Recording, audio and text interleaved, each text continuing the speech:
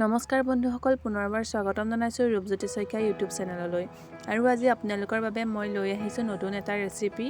আৰু আপুনি যদি প্ৰথমবাৰৰ বাবে মোৰ ইউটিউব চেনেলত ভিডিঅ' চাইছে তেনেহ'লে প্লিজ মোৰ চেনেলটো ছাবস্ক্ৰাইব কৰি দিব, আৰু যদি ফেচবুকত চাইছে তেনেহ'লে পেজটি ফ'ল' কৰি দিবলৈ নাপাহৰিব। আৰু আজিৰ ৰেচিপিটো হৈছে ব্ৰেড পিজ্জা। ঘৰতে খুব সহজতে বনাব পাৰি, গতিকে প্ৰয়োজনীয় সামগ্ৰীৰ সৈতে ভিডিঅ'টো আৰম্ভ কৰোঁ ব'লক।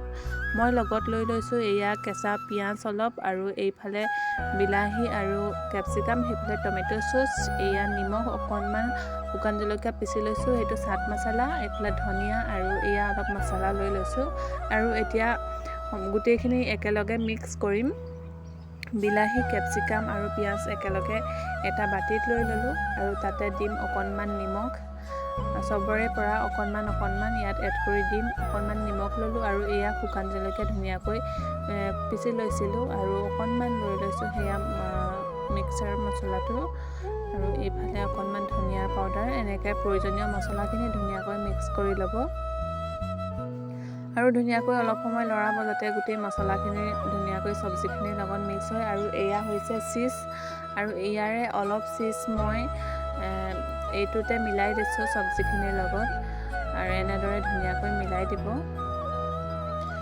আৰু চীজটো দিলে পিজ্জাটো ভাল লাগিব। আৰু এইটো ব্ৰেডটো আপুনি হোৱাইট ল'লেও কথা নাই, যেনেকুৱা হয় তাতে বনিব। ইয়াতে মই 3টা ব্ৰেড লৈছোঁ, আৰু ধুনীয়াকৈ টমেটো চচটো এনেদৰে ব্ৰেডটোৰ ওপৰত লগাই দিছোঁ। তিনিওটাতে এনেদৰে ধুনীয়াকৈ লগাই দিব লাগিব।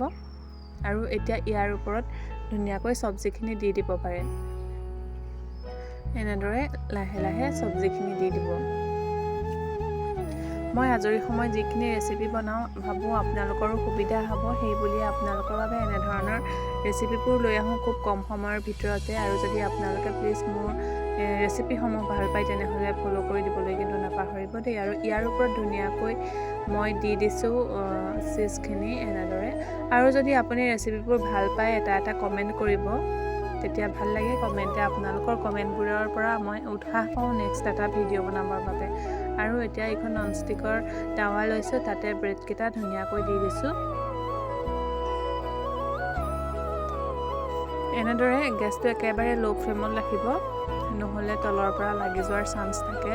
আৰু ধুনীয়াকৈ মিলাই দিছোঁ, আৰু ইয়াৰ ওপৰতে অকণমান সময়ৰ পিছত ঢাকিয়ে দিব লাগিব। কিন্তু টাৱাখন যিহেতু ফ্লেট হয়, মানে ভালদৰে ঢাকিব নোৱাৰি, সেইকাৰণে প্ৰথমে 2টা ব্ৰেডকে দিলোঁ, আৰু এনেদৰে ব্ৰেড 2টা ঢাকি দিছোঁ। একেবাৰে ল' ফ্লেমত খুব বেছি 3 মিনিটৰ বাবে ৰাখিব। যেতিয়া দেখিব নেকি চীজটো গলিবলৈ আৰম্ভ কৰিছে, তেতিয়াই জানিব যে পিজ্জাটো হৈ গৈছে। আৰু অলপ সময়ৰ পিছত চীজটো অলপ গলিবলৈ আৰম্ভ কৰিলে চাওক অলপ গলিছে। আৰু বেছি সময় নাৰাখোঁ, বেছি সময় ৰাখিলে যিহেতু তলৰ পৰা দেৰি যোৱাৰ চান্স থাকে।